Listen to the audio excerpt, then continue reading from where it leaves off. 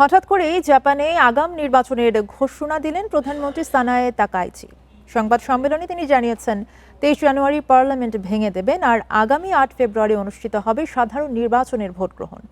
তার সরকারের ব্যয়সহ বিভিন্ন পরিকল্পনার বিষয়ে ভোটারদের সমর্থন পেতে এই সিদ্ধান্ত নিয়েছেন তাকাইচি।